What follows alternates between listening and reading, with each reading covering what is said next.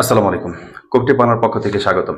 শিক্ষার্থী, আশা করি তোমরা প্রত্যেকে ভালো রয়েছো, সুস্থ রয়েছো। তোমরা যারা এসএসসি পরীক্ষা দিলা আজকে, পদার্থবিজ্ঞান পরীক্ষা, পদার্থবিজ্ঞান টোটাল এ টু জেড নিয়ে আমি একটু কথা বলতে চাচ্ছি যে পরীক্ষাটা তোমাদের কেমন হলো, প্রশ্নটা আসলে সহজ হলো কিনা কঠিন হলো, অথবা কত মার্ক পেলে তোমাদের পাশ করার সম্ভাবনা রয়েছে, বা কোনটিটা কিভাবে নাম্বার দিবে সেটা নিয়ে একটু আলোচনা করার চেষ্টা করছি। একটু মনোযোগ সহকারে শুনবে।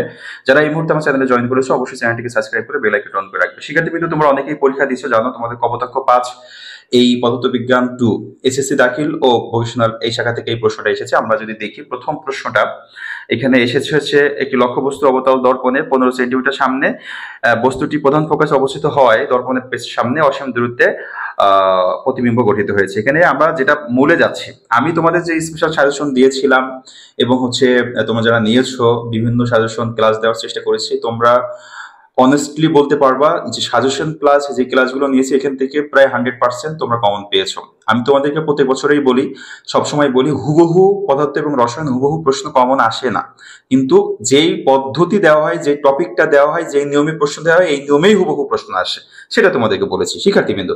তো এখানে তোমরা একটু খেয়াল করে দেখো, এই এই এই গ নম্বরটা এসেছে তোমার ব্যাসার্ধ নির্ণয় করা এই সূত্র দিয়ে, যে এফ সমান হচ্ছে,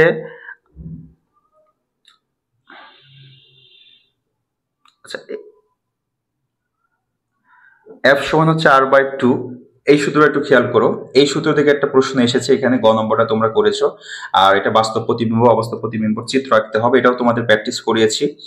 আর 2 নম্বরটা এখানে সূত্র এসেছে হচ্ছে আপাতন কোণ নির্ণয় করতে হবে। এখানে এই সূত্রটা করতে হবে, মিউ সমান হচ্ছে সাইন আই কোণ ডিভাইডেড সাইন আর কোণ। এই সূত্র দিয়ে এই অঙ্কটা করতে হবে।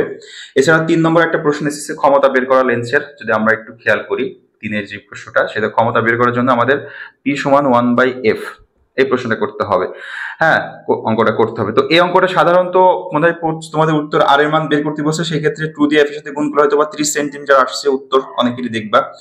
আর এটা খুব সম্ভব কোণ আসছে তোমাদের, আমার যতটুকু ধারণা, মানে দেখেছি পরীক্ষার হলে অঙ্ক প্র্যাকটিস করেছে পোলাপান, সেটা হচ্ছে 91 সামথিং এসেছে খুব সম্ভব। আর এখানে আসছে হচ্ছে আমাদের লেন্সের ক্ষমতা হচ্ছে 10 ডায়োপ্টার আসছে, তোমরা হয়তো বা দেখেছো। এরপর যেটা এসেছে গ বিভাগ থেকে, খ বিভাগ থেকে এখানেও 3টা প্রশ্ন এসেছে।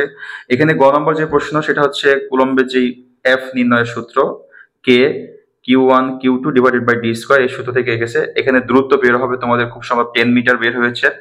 এছাড়া এখানে একটা প্রশ্ন এসেছে গ নম্বরে, যেটা আমরা তড়িৎ বর্তনী, তড়িৎ প্রবাহ। প্রথমে তোমাদের এটা হচ্ছে সমান্তরাল বর্তনীতে আছে, সেজন্য আর 1/rp দিয়ে 1/r1 এবং 1/r2 এই সূত্র দিয়ে আরপি এর মান বের করার পরে আই এর মানটা তোমাদের বের করতে হবে। হ্যাঁ, এখানে করতে হবে। এরপর এখানে একটা সূত্র আসছে গৌণকুণ্ডলীর পাক সংখ্যা, এটা হচ্ছে VP divided by V S আর NP divided by N S, এই সূত্র দিয়ে অঙ্কটা এসেছে, অঙ্ক করতে হবে। আর পরবর্তীতে যেই বিভাগটা এসেছে গ বিভাগ, এখানে গ বিভাগ থেকে একটা এবং ঘ বিভাগ থেকে একটাও তোমাদের গাণিতিক ব্যাখ্যা আসে নাই। সেই ক্ষেত্রে গ বিভাগটা আমরা তোমাদের বলেছিলাম পাশ করার জন্য গ বিভাগটা পড়লেই হয়তো। তেজস্ক্রিয় রিলেটেড প্রশ্ন তোমাদেরকে দেখিয়েছিলাম পরীক্ষার আগের দিন, এক্স রে পড়তে বলেছিলাম, এক্স রে থেকে 4টা প্রশ্ন এক্স রে আসছে, ক খ গ ঘ এক্স রে।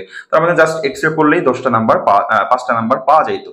তো শিক্ষার্থী কিন্তু অনেকেরই পরীক্ষা অনেক ভালো হয়েছে, 30 মার্কের অ্যান্সার হয়েছে, অনেকেরই একটু কম হয়েছে, অনেকেই 5-6 মার্কের অ্যান্সার করছে, অনেকেই 8 মার্কের অ্যান্সার করছে, অনেকেই 100% 6 নাম্বার পাবো, বাকিটা লিখছি স্যার পাবো কিনা জানি না, এই ধরনের রিলেটেড এসেছে। তো পাস মার্ক বা কাট মার্ক নিয়ে যেটা বলতে চাচ্ছি, বিগত বছরগুলো আমরা দেখেছি তোমাদের হচ্ছে পদার্থ বিজ্ঞানে হচ্ছে তোমরা জানো তোমাদের 10 মার্ক হচ্ছে রেগুলারে পাস, মানে মানে সঠিক, যেহেতু 30-এ 10 মার্কে পাস।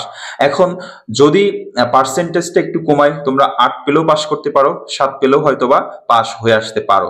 তো তোমাদের আশা করি যেই মানে 7-8 অ্যান্সার করেছো 100%, বাকি কয়েকটা প্রশ্ন লিখেছো সেখান থেকে হয়তোবা 0.5 করে পেয়ে গেলেও দেখা যাচ্ছে তুমি পাস করে আসতে পারবা।